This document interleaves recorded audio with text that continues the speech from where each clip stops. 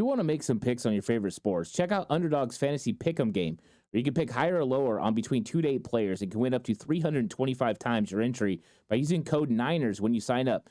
And you'll get $1,000 bonus cash and a free pick.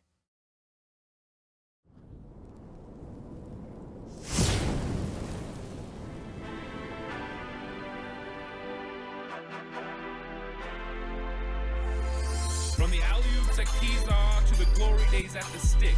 From who's got it better than us to brick by brick. It's always the 49ers way from off-season to game day. Yeah, we talk back. It's the 49ers Cutback.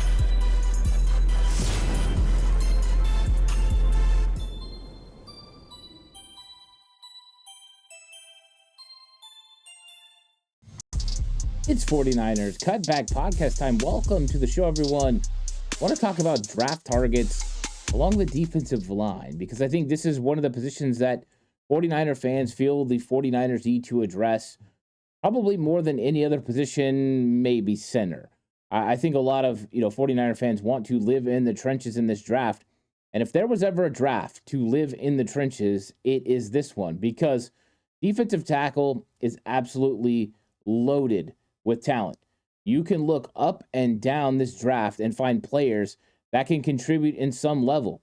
And for some, I mean, you're talking as many as 24. Daniel Jeremiah has 24 potential starters along the defensive tackle, defensive line spot in this draft. That is phenomenal. So being able to find guys that can help the 49ers, this is the draft to do it. So if maybe you were looking at last year and you're like, hey, the 49ers didn't address the draft at all at defensive tackle, what were they doing? Well, maybe their scouts and front office knew that this was the draft to do it. So the 49ers have a real opportunity to change the way the interior part of their defensive line looks.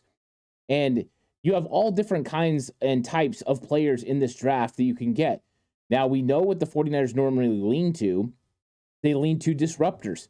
They want guys that can make plays, penetrating, playing on the other side of the football, and have the lateral quickness to be able to pass rush, but also are stout enough to be able to stop the run. And those things are hard to find.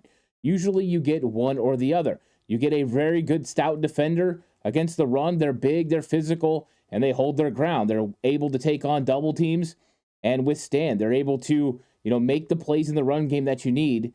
And then you get those guys that are pass rushers, and they can put so much pressure on the quarterback that they often make the quarterbacks uncomfortable. But finding the guy that can do both is the problem, right? Finding someone that can do it at a high level, and Aaron Donald, right? These are Warren Sapp. These are elite players. These are Hall of Fame caliber players that can do both at the top of the game, at the top of their level. So when finding these guys, you're probably going to find somebody that can do one really well. Maybe they can do both, but one's definitely the leading characteristic for them. And you have to kind of try to find out which guys make sense. So we're going to go through this, and there are different categories that these players are going to fit in. There are the guys that can do both. Your Mason Grahams, for instance, who is probably the best defensive tackle in this draft. I think he's pretty much unilaterally thought of that way. He's a guy that can rush the passer, but can also hold up against a double team. A little bit of a unicorn. He can do it at a high level. A guy like Walter Nolan, he's a tremendous penetrator, but can also hold up as well. Those are the guys that can do both. And there's more in this draft. I'm just kind of leaning towards those two guys. Then you look at the guys that are mainly pass rush. They're not going to do as well against the run. Maybe they have in the past, but because of their frame, it's going to be a little bit more difficult. You're talking about guys like Aeneas Peebles or Simeon Barrow Jr., guys who are a little bit slighter in frame, tremendously athletic, and could put a lot of hurt on a quarterback if given the opportunity. But if you hit them with a duo block or a double team, there could be a little bit of problems. And then there's your guys that are just, you can't move them. These boys got their own zip code. They're tough to deal with. And you're talking about, Kenneth Grant. You're talking about Deion Walker. These large individuals who are big-time run stoppers on the inside. And for some of them, they do have the ability to pass rush a little bit. So I don't want to say it's there's nothing there, but they're definitely more known for stopping the run than getting after the quarterback. And so some of the argument is, who are these guys in general? Well, for this conversation, I want to keep the conversation more towards the guys towards the top of the draft. And not so much to say that the 49ers have to take him at 11 because there could be a trade down scenario where you land these guys. But there's so many really good defensive tackles all through this draft that I think we could actually just take it time by time. You talk about your first round guys and your friends' first round guys. And later on, we can talk about second round guys and third round guys. There's just so many defensive tackles in this draft that are good, that fit the 49ers scheme, that we're going to have a lot of fun conversations. So when we go through these guys, I'm going to go through my breakdowns of what I think of these defensive tackles, which category I think they fit in, and that's going to somewhat predict which guys the 49ers are more going to lean towards. Because just through history and watching how the 49ers have drafted defensive tackle, they usually don't take the big run stoppers until later in the draft. That's when you're getting guys like DJ Jones. Most of the time it's the more athletic, physical, but still have the athleticism to get home defensive tackles. That's what they thought Javon Kinlaw was, right? They thought he was Buckner, pass rush wise, with the capabilities to stop the run the way DJ Jones does. And it never really materialized, but that's the idea behind it, and that's what they were looking at. So it's going to be a fun conversation talking all trench warfare defensive line in this one, and we're going to talk about the top guys. So just like always, if I don't touch on your player in this, leave it in the comment section. I will make sure I get to them because, like I said, we're going to be going through this for a long time before the draft comes. We're in the middle of the combine time, so we're going to be able to get to them. So leave it in the comment section. I definitely want to hear what you have to say. Like and subscribe to the channel if you haven't already. Really appreciate it. If you're listening on audio platform, 49ers Cutback on Believe Network, please give it a 5-star rating. And if you are going to bet with Bet Online. Bet Online is the world's most trusted betting platform and your number one source for online betting in 2025. Whether you're a seasoned fan or a first-time bettor, Bet Online is your ultimate game day companion. With the largest selection of odds on everything from NBA and college basketball to the NHL and UFC, Bet Online continues to be your number one sports betting source. From every three-pointer and hat trick, Bet Online has you covered with odds, stats, and more for every game, every play, and every win. Bet Online, the game starts here. So I talked about this earlier. Mason Graham is the number one defensive tackle in this entire draft, and I don't even think it's close. I just think he's that talented. And I've found it interesting recently. I've listened to a few of the national pundits talk about Mason Graham, and the conversation surrounding him is he's not going to measure well. Nothing about him is going to scream elite caliber talent. He's not going to have the elite height, the elite length, the elite speed. Nothing is going to say elite about him except the film.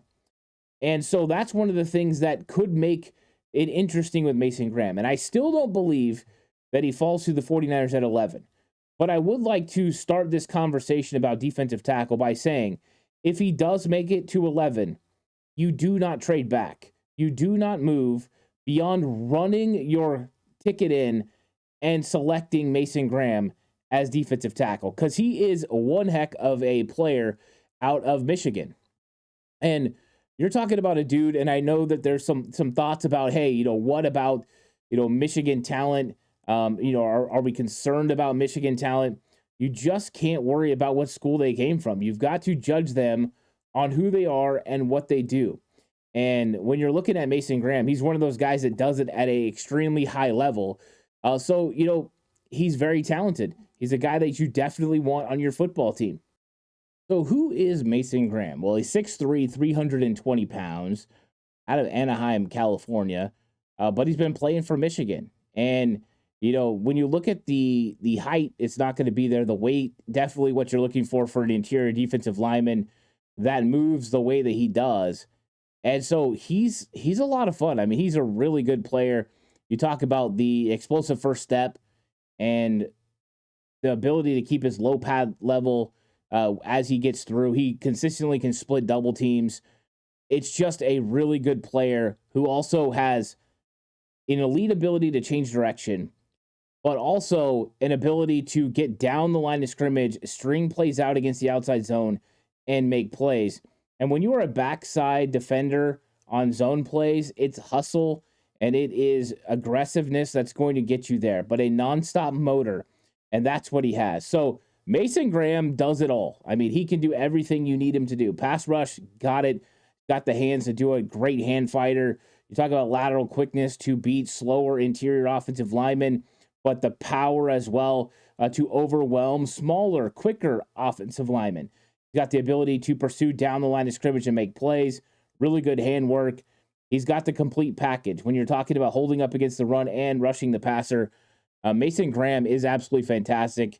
He does not get pushed back. He has elite versatility where he can play anywhere from a 0 tech to a 5 tech. He fits in every single scheme, and he's got the ability to run every stunt, all the athleticism to be able to, run TE stunts. It's a complete player. So I wanted to kind of bring up Mason Graham and talk about him a little bit.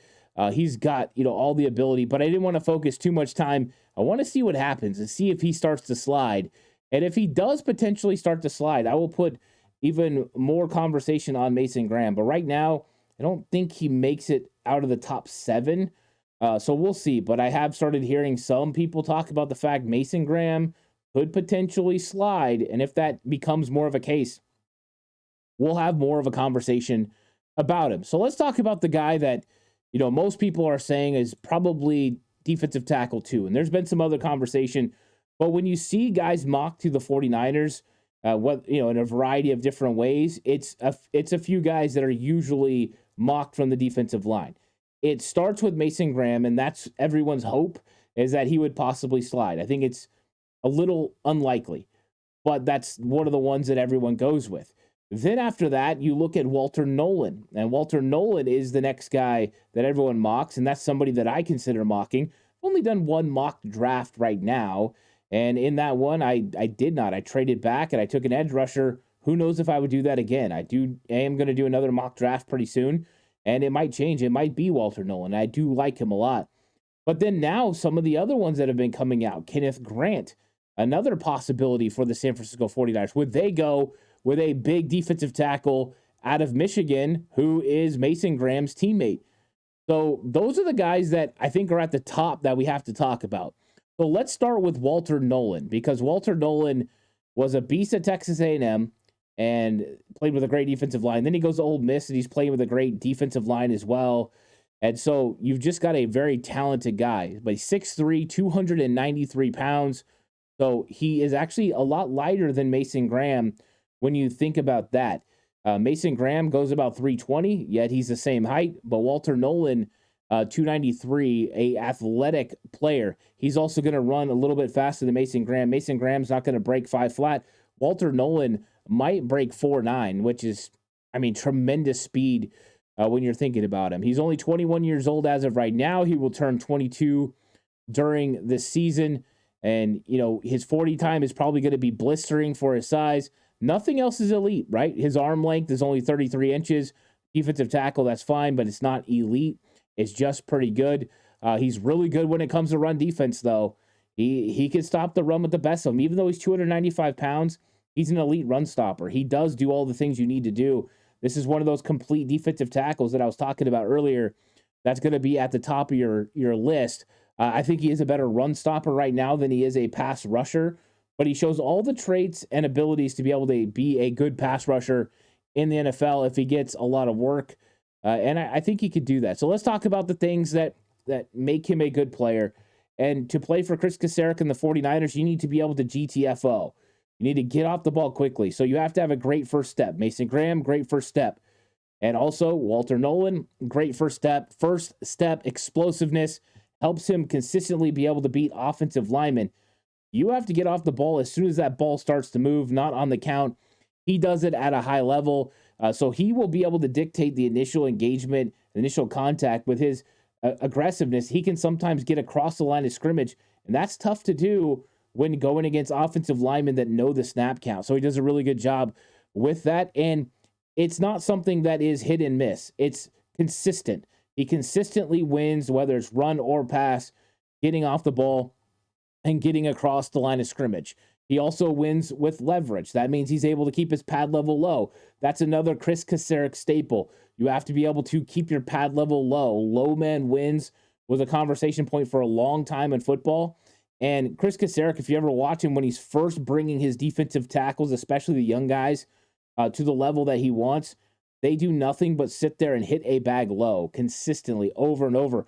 Javon Kinlaw in his rookie year basically just did that the entire time. At some point, you're wondering, is this guy ever going to learn anything else? But he was trying to get the tall man to have that pad level low. So he does a really good job keeping the pad level low. And then he has the core strength and the strength, the ability to do a lot of things and be able to reset the line of scrimmage. So when you're talking reset the line of scrimmage, if the line of scrimmage is the 40 and you make contact, you want to be able to make it the 39.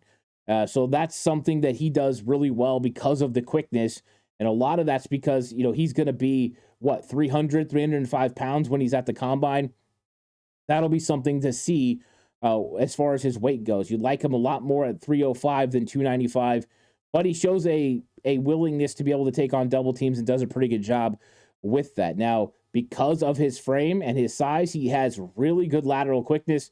That makes it very difficult for bigger offensive guards who lack that, right? Aaron Banks would struggle with a player like this. And there's a lot of guards in this league that are more built for man-up gap scheme, and those guys are going to struggle with Walter Nolan. But he's got that lateral quickness to put pressure on them, but he's also got the ability with the heavy hands, the initial first step, to be able to walk someone back into the quarterback, which I like. So he's really good at using his body and his natural leverage to be able to win consistently, and just has balance continuously through contact, which is something that you really like to see. He also shows a good processor when it comes to recognizing what he's going to see, whether that is a zone scheme or that is a power scheme. He's able to figure it out, diagnose it, and go where he needs to go. He can keep his gap discipline, which is huge. One of the things that's been a very big problem for the 49ers defensive line recently is getting washed down the line of scrimmage and not keeping gap integrity, which is huge. You don't keep gap integrity, it doesn't just hurt you in the run game, it also hurts your linebackers as well. He does a good job with that. Also, what do you have to have? If you're going to play for Chris Kasarik, you have to have a motor. He does have a extensive motor. He hustles, he rushes. He does a really good job for that. And I think that he could be a really good player, especially as a developmental pass rusher.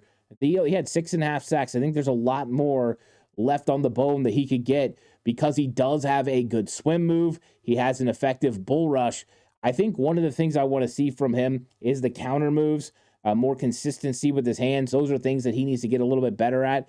But I do think that he has the ability to do so. Now, I talked about him playing with leverage. The other thing is, though, as the game goes on and he's been using, that motor to keep going after players, he slowly starts to rise and his pad level starts to rise. So he needs to make sure that pad level doesn't rise, or that's going to be a problem for him in games. And also, he needs to make sure, I talked about this a little bit, that his hand usage gets a little bit better, because if not, he's going to become unreliable late in games when it comes to pass rush. So those are some weaknesses that he has. He has a little bit more weaknesses than that.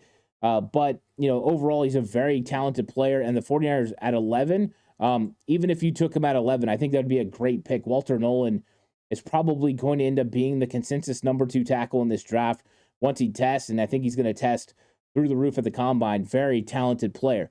Now, let's talk about Kenneth Grant, because this one was interesting. I was shocked to see him mocked to the 49ers at 11. Not because Kenneth Grant's not a good player, but because of Kenneth Grant all of a sudden going all the way up to 11. I've kind of thought that he was sort of a fringe first rounder, second round guy from what I had seen. He's one of those guys that's a massive dude, 6'3", 342 pounds. When you're talking run stopper, Kenneth Grant is that guy. But he's not exactly a guy that generates pressure up front. So if you're looking from the outside in, or you see that the 49ers struggle to stop the run, you're going to think they need to invest in a big, huge defensive tackle that can stop the run. And that is a difference in opinion from what they normally do. They normally get the Kenneth Grant type players later on in the draft. You look at a guy like Evan Anderson, who they got as an undrafted free agent. He's a very good run stopper who doesn't really have a pass rush repertoire, not able to get there, on third down. That's just not something he does. He stops the run well, takes on double teams. He's good at that. but he doesn't have any pass rush behind his game. Now, maybe he'll develop it. Who knows? DJ Jones was the same way, but he developed pass rush. Now, I do think Kenneth Grant, saying that, has a lot more ability when it comes to rushing the passer. I think he's way better than those guys I named, and maybe more on the line of DJ Jones. Now, he's a lot bigger than DJ Jones. 6'3", 342 pounds, and tremendously athletic. It's not for lack of speed. He is going to outrun a guy like Mason Graham. He's just faster. He's very big and fast for his size. I think you just don't see the consistency with the pass rush that you see from a guy like Mason Graham. But the dude is extremely talented, moves extremely well for his size, and he's going to be a fun player potentially for whoever gets him, whether that is a 49er fan or a 49ers team or somebody else.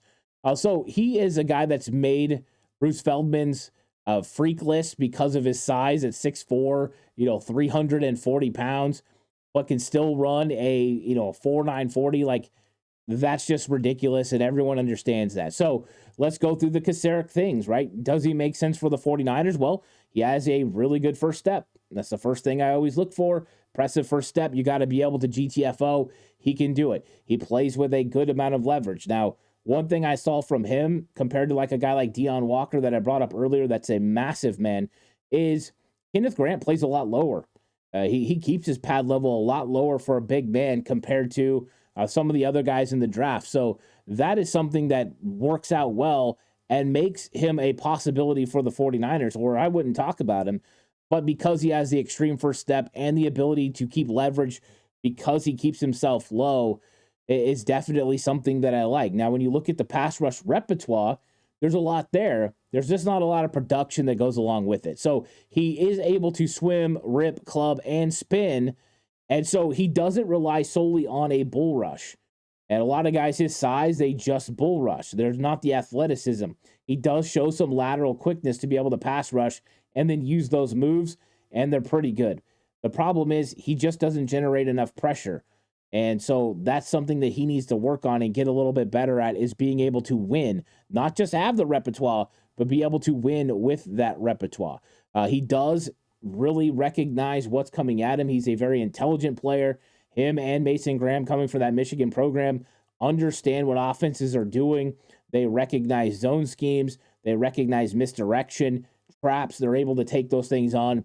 So I was impressed by what he did when it came to understanding blocking schemes and being able to adjust, and not just winning against blocks, but understanding what the opposing team is trying to do to him. So he's a guy that's been playing in the Big 10 for a long time. So a lot of ability there. So what are the things that I noticed that can sometimes be a little bit of an issue for him?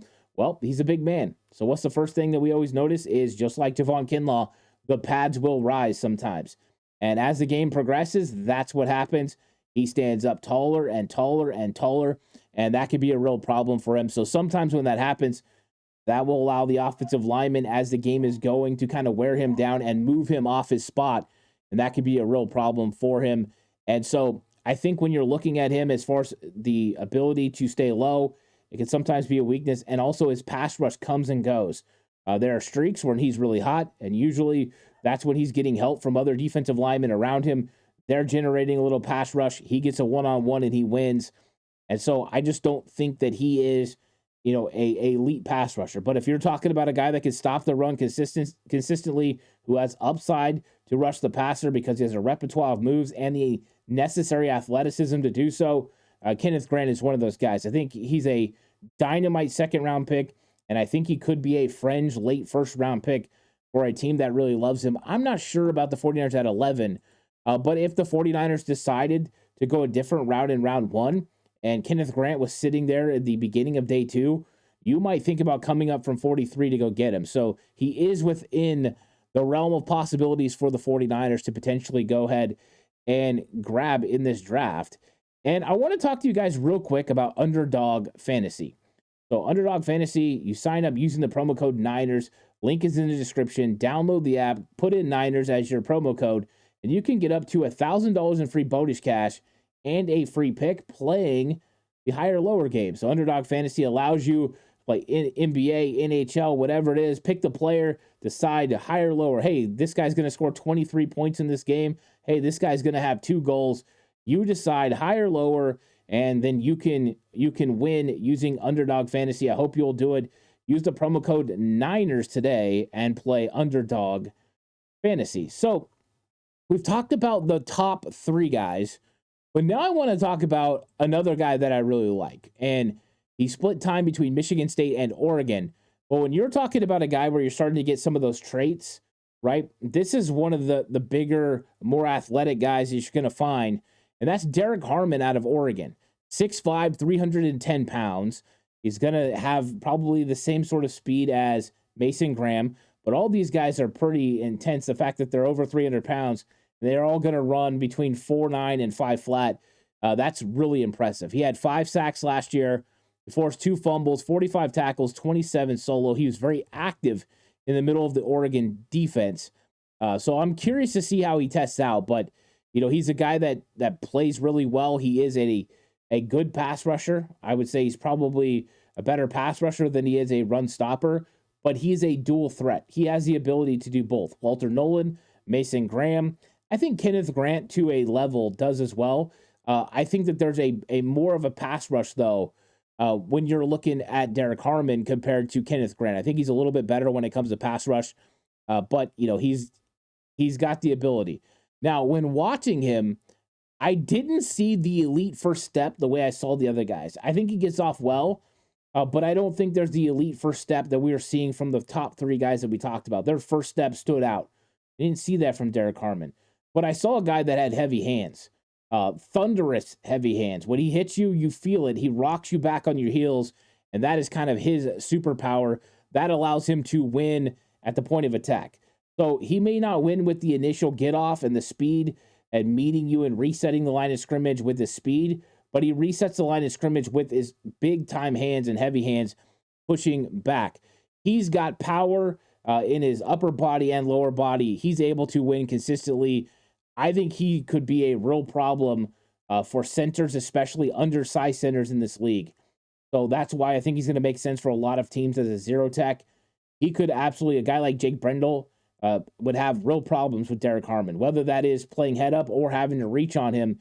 It could be a real problem. So I do like him with that. He's got a good rip move. It's probably his best pass rush move that he has. And then he's got the length to be able to keep the extension and really be a guy that could have 3 down potential, not just stopping the run early, but also rushing the passer. I think that he's a very talented guy. He's got good recognition skills. So he's another guy that understands football IQ, can see what's coming, be able to diagnose it, and then beat those blockers because he understands what's coming his way. Nasty bull rush, right? We haven't talked much about the bull rush with the first 3 guys, but this is where you get into the bull rush. And that's why I think a lot of teams that are in a 3-4 are going to see him and say he's going to wreak havoc on centers that run zone scheme in the NFL. So I like him a lot. I think he's got the ability to collapse a lot of pockets and be a really big problem for quarterbacks. What do quarterbacks hate the most? A defensive lineman being in their legs and pushing that offensive lineman back into him where they can't step up into the pocket. He's got the ability to hustle down the line of scrimmage, and he's one of those guys that you just see him, and there's just that fire. There's that fight. He does not stop. So he's a big-time player when it comes to playing with leverage, with being able to use his height and his length to his advantage. He does it at a high level. He gets under opponents' pads, and that's why he's so good when it comes to the bull rush. So you've got a couple elite pass rush moves. You've got the bull rush, the consistency to be able to win the heavy hands. The one thing you're lacking is that elite first step, and I think that is one of his weaknesses. He's got to get better there. The other thing he's got to get better at, and this was a problem for Kalia Davis, who the 49ers drafted, was being able to finish in the backfield. His tackling is not as good as it could be. So that's something that he needs to get better at. He relies too much on arm tackles and not being able to do that. He's also a guy, because of his aggressive style, can over pursue, run past the quarterback, miss him. So those are things that he needs to get better at. And then when it comes to the pass rush, the counter arsenal, being a little bit better with counter moves. He's got a good rip, being able to throw that rip, get that body moving, and then being able to spin off or be able to couple it with a swipe and then an arm over. There's some things that you can do to enhance your repertoire, but you got to be able to not just throw your hands, but it's got to involve your lower half, getting your hips into it as well. And those are developed skills. But working with Chris Kasarik, working with Ronald Blair, and then working with the 49ers defensive line currently, you would think he would be able to advance those skills. So I like him a lot. I think he's a good player, and I think that he would, be a nice addition to the 49ers. I think he could go as high as the top 15, and probably the sweet spot for him is going to be in the 20s of the NFL draft. And if he fell into the second round, wow, there's just so much ability for him in that area. And, when you're looking at those guys, I mean, those are the top 5 guys or top 4 guys that I talked about: Mason Graham, Walter Nolan, Kenneth Grant, Derek Harmon. And we'll talk about one more guy because I've seen him potentially going into the first round. And so because of that, I want to touch on him because we wanted to touch on first round guys. And I think this is another one that could touch the first round. And that's Tyleik Williams, the defensive tackle from Ohio State. And Ohio State defensive tackles are just coached, and they're coached up. 6'3", 327, big dude. But when you're talking elite athleticism, they're expecting this guy to run a 4.68 at 327 pounds. That's why I say he's probably going to end up going in the first round. If he hits 4.68 at 327, he is absolutely going to go in the first round. When you're looking at production, it's not there, right? We talked about Kenneth Grant earlier, 2.5 sacks, not exactly the production you're looking for. He did have 46 tackles playing for Ohio State, but he's got some elite ability when it comes to the 40 time, and he's a pretty good quick shuttle guy at 327 pounds. He's very good when it comes to stopping the run, needs to develop a lot when it comes to rushing the passer. So you're putting him in that Kenneth Grant category, really good run stopper who needs to be a developmental pass rusher. I think that's why the end of the first round, you're talking Baltimore Ravens, one of those teams, they'll probably be really high on Tyleik because he's a very talented player. So another guy that made Bruce Feldman's freak list, he's just that good. His 10-yard split was a 1.62. So that shows you his get-off ability, that extreme ability to bring pressure initially. He's a good first-step guy. He's got a ton of power. This is a guy that can do it all on the interior. Why he doesn't have more production in sacks, it just comes down to technique and some other things. But he's pretty good, especially when it comes to the run game. Great hand usage in the run game, that violent punch. He does a good job. He's also able to disengage. So violent punch, get you moving, disengage, make the tackle. Stack and engage is very important. He does a very good job with that. He has really good balance through contact. And so even though he's got a massive frame, he's not top heavy. Some of these guys, they're huge, but they're top heavy. So then they start falling one way or the other. One of the guys that dealt with that a lot, and if you've been on the channel for a while, I've talked about Kalia Davis, and he's a guy that has struggled in that category as well. He's got really good lateral agility, which makes him prone to be able to win against less athletic offensive guards in the NFL. And with his size, he's definitely able to withstand double teams and take them on and not get pushed back so he can win at the point of attack. He's got a lot of ability, and he can play in multiple schemes, and he could be a two-gapper. He could just penetrate like the 49ers want him to do. He's got all that ability. You talk about the IQ. He's got it. He can figure out what's going on, but you're going to have that playing for Ohio State. They definitely teach you that. Now, one thing I like about him is he plays with a nastiness. And in fact, when you talk about the guys that we've talked about in this episode, all of them play with a sense of urgency and a nastiness to go finish, which that's one of the things I'm a huge fan of. Now, one thing we talk about, he's a bigger guy. What's he going to deal with? Pad level. And he struggles with sometimes his pad level gets too high. And when you're, this big, you're going to have a problem with pad level sometimes. And so sometimes he'll stand almost straight up out of his stance.